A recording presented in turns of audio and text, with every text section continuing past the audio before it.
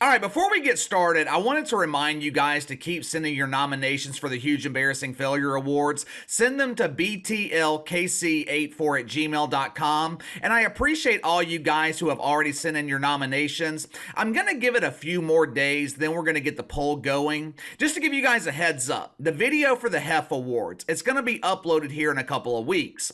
The week before Christmas, I'm taking the family on vacation to the mountains, just like I did for my vacation back in April. I'm going to try and get a couple of videos prepared before I leave so they can be uploaded during that week. One of those videos is going to be the Huge Embarrassing Failure Award. So just wanted to give you guys a heads up on that. All right, let's get into this.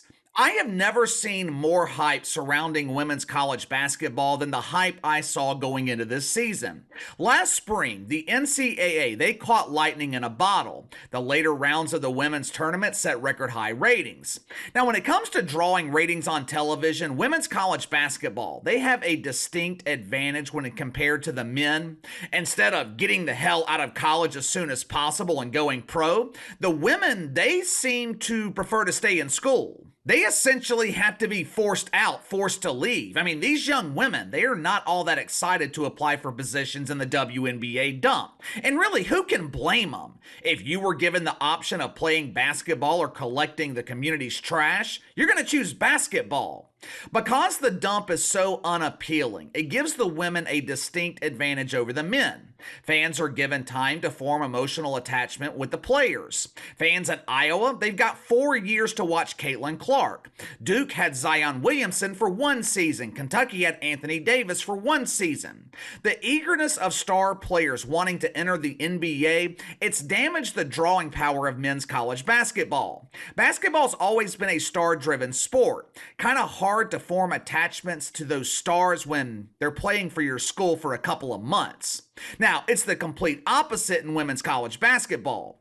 With all their superstars returning, the media, they were hyping this season as the season of growth in women's basketball. Headline at USA Today: "The madness in women's college basketball will continue, and that's a great thing." Obviously, this article, it was written by our great aunt, Nancy Armour, one of the chief propagandists at USA Today, colleague of the Star Trek virgin Mike Freeman. I actually saw a picture over the weekend of Mike Freeman giving the sign of virginity. "Hi, I'm Mike. Want to play with my lightsaber?" For years, Nancy Armour has been one of the leaders in the mainstream media, begging us to give women's college basketball a chance. Last spring, we gave them that chance. I watched the national championship game between Katie Rue and LSU. I thought it was a great game. For the most part, I thought it was entertaining, but it wasn't enough to convince me to watch during the regular season. And it damn sure wasn't enough to convince me to refer to the women's tournament as March Madness. There's only one March Madness, and the participants don't require testosterone boosters from Dr. Proctor to grow their beards. According to Nancy Armour, the attention that women's basketball received during the tournament, that wasn't enough.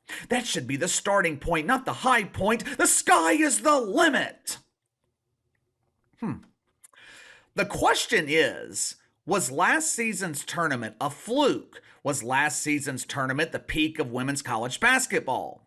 Judging by these ratings in the regular season, the early answer to those questions is yes.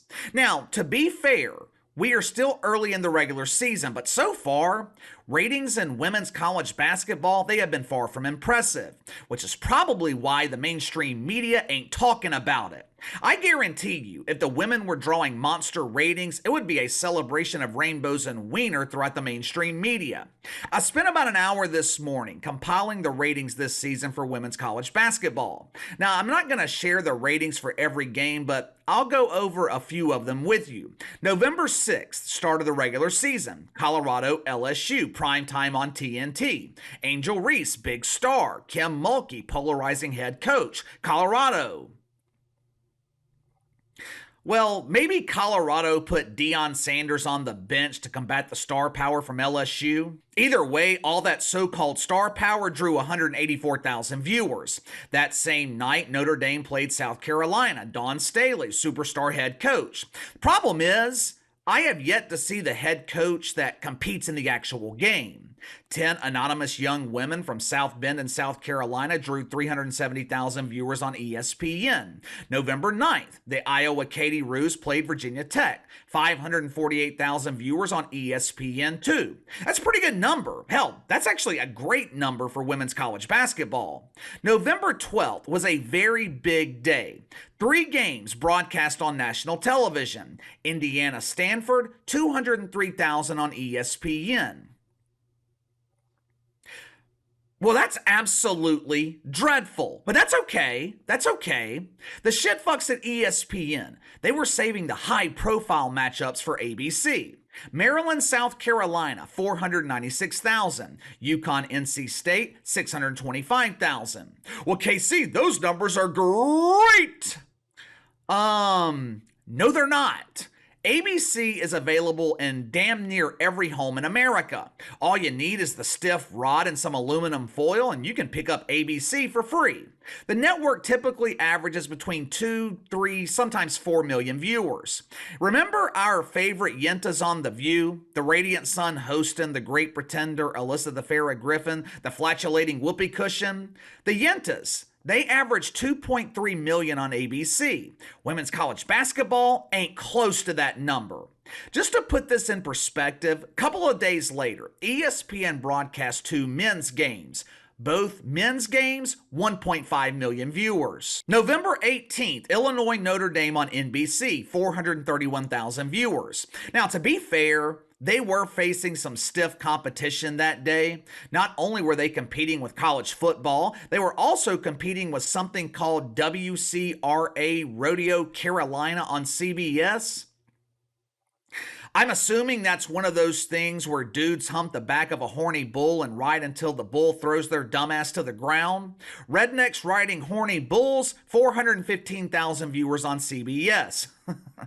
November 19th, Duke Stanford, ABC, 409,000, which leads us to the week of Thanksgiving. Now, the week of Thanksgiving, one of the busiest weeks in sports. The networks, they take advantage. Everyone is home, everyone is off work. There are millions of potential viewers watching sports that week that are just usually too busy to watch sports during a normal work week. There were dozens of nationally broadcast games in men's college basketball. The NBA, the NFL, NHL. Guess how many women's college basketball games the networks chose to broadcast? Just take a wild guess. Now you gotta remember, networks like ESPN, they claim to be the home of women's sports. We're feminists. We love women. We love women so much, we gave the Courage Award to the woman formerly known as Bruce Jenner. The 2 weeks prior to Thanksgiving, there were 13 games broadcast nationally in women's college basketball. 13 during the week of Thanksgiving, one game on national television. That game aired Thanksgiving night between Tennessee and Indiana, 1.1 million viewers on Fox. Now, that's a great number. Obviously, the most watched game of the season in women's basketball. It was also the least watched sporting event on the Big Three broadcast networks on Thanksgiving Day. The women, they were given the benefit of a massive lead-in from the men. The dudes handed them 5.2 million viewers. For reasons unknown, 4 million of those viewers, they just weren't interested in watching the women. Now, according to my calculations, the women are averaging 407,000 viewers this season. I wouldn't call that bad. I wouldn't call it great, obviously. I damn sure wouldn't call it unprecedented growth. To me, this is actually a very bad sign for women's college basketball. Like we talked about in the beginning, there are plenty of storylines that should be generating interest. The drama with Angel Reese at LSU. According to the media, some girl named Paige Buchers, maybe Paige Buckner. Who cares? It doesn't matter what her name is. According to the media, she is a star that most people have never heard of. Big star Paige, she has UConn ranked at their lowest ranking in the last 3 decades. Obviously, Katie Rue Clark is a big star at Iowa. Dawn Staley generates plenty of interest at South Carolina with her impassioned speeches on mythical misogyny and racism.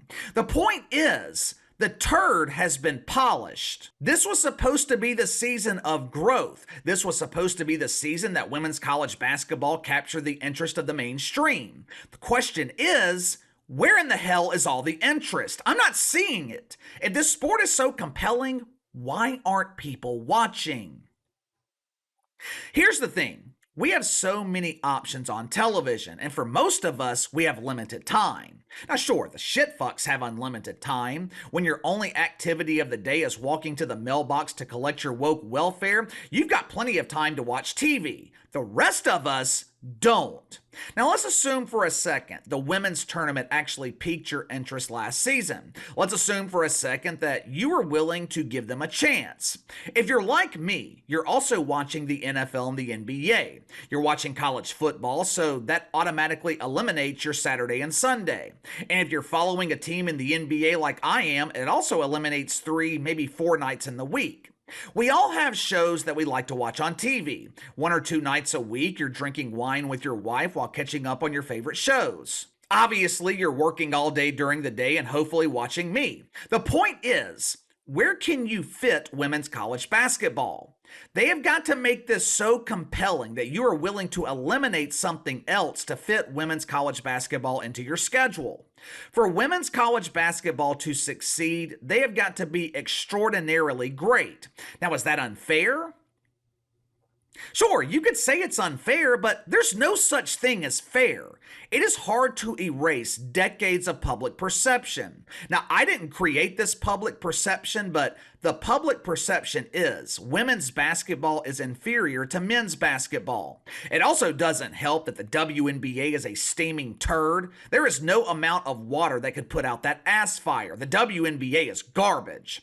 Unfortunately, the perception of women's college basketball, it will always be tied to the perception of the WNBA dump. Well, KC, you are such a misogynist. You're always hating on the women. I'm pretty sure that I shit on the NBA when their ratings are in the pooper. How many times this season have I criticized the garbage that the NFL is presenting us? I don't have a problem with women's basketball. Well, I wouldn't mind the WNBA going out of business, but I don't have a problem with women's college basketball. I've got a problem with how the media presents women's basketball. Don't lie to me. Don't present this false narrative that women's basketball is experiencing unprecedented growth. The women's tournament saw unprecedented growth. The tournament was the draw. So far, you just can't say the same about the regular season. But give me your thoughts on this. I know it's still early in the regular season, but so far, the ratings, they have not been impressive. They've been kind of embarrassing. Was the record success in the women's tournament last year, was that success a fluke? Was it an illusion? Was that a one-time deal that we will never see again? Or do you think the women will be able to build some momentum through the regular season? Let me know. Sound off in the comments below. Like, subscribe, share the video. I appreciate you guys and your continued support. Best way to contact me is by email at btlkc84@gmail.com, KC_BTL84 on Twitter. I'll see you guys later.